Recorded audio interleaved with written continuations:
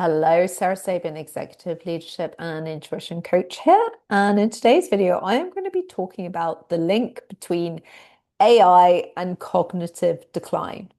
So I'm going to start by saying this is not a video to bash AI by any stretch of the imagination.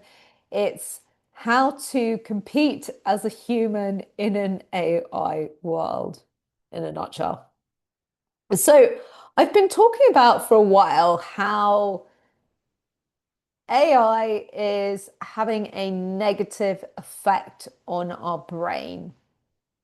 And actually, that's assumption that I have made from my own observations and work with clients and companies has been validated by a recent MIT study.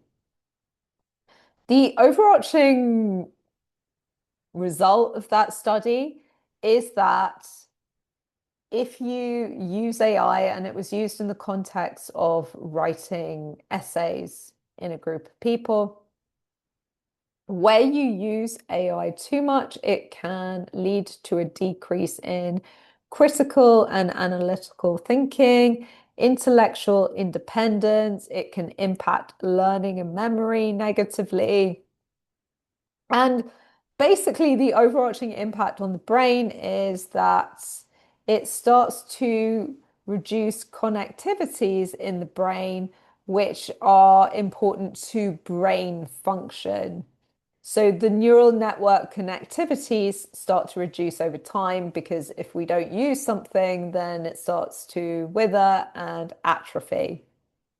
Now, there are certain schools of thought that say, well, it doesn't matter. Kids in the future or kids now don't need to worry so much about reading, writing, and arithmetic because it won't be important when they enter the world of work.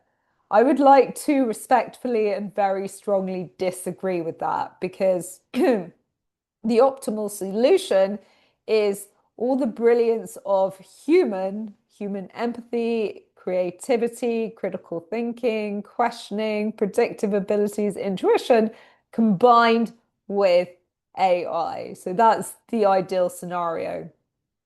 Now, what stood out to me from the MIT study is that AI is effectively optimizing our brain for procedural integration. So, what that means is that we are being led to light up the parts of our brain that help us to optimize our use of AI, whilst ultimately impairing the other abilities that I've mentioned. So, the less we use our brain to think and reason, the harder it is to think and reason. What that means is the more we use AI, the more we actually need to use AI because we actually become unable to function without it. Now, I don't know about you, but I don't want to need anything to be able to function and move through life. I kind of relate it to Ozempic. Yeah, it's great that you stay slim, but once you start taking Ozempic, you need to keep taking it. Otherwise, that weight gain comes right back on. So I hear from anecdotal evidence. I would like to say I've never taken it. So, what I'm saying to executives is by all means use AI, but consider the long term. Now, what that means is we live in increasingly uncertain times, and your best way to make sure that you're around in 10, 15, 20 years as an executive and slash or company is to stand out from the crowd, to come up with innovative solutions, to be the person that people go to for intellectual rigor and critical thinking and for using your intuitive brain to make predictions about trends and anticipate what people want before they want it. Because AI is basically using what already exists. And it's up to us as humans to start to think about, okay, well, how do we create something that isn't? So How do we innovate within an industry in order that we stand out from our competitors? So, how do you use AI in a way that helps you, not hurts you? Because I would like to say again, I'm not saying don't use AI, I'm saying be cognizant of the downsides. So, some quick tips here. Number one, use AI for automated manual tasks that don't engage your cognitive skills or creativity. For example, that could be data entries, simple bookkeeping entries, diary management if it's relatively simple. Secondly, for creative tasks or tasks where you need to speak to and engage other people, so you need to tap into people emotionally, for example, or you really need to reason and research. And let's say the outcome is that you're producing a piece of writing or thought leadership. Um, in thought leadership, it's very important that you come across as you, because that's what people want to hear. They don't want to hear uh, something that is AI modeling as you.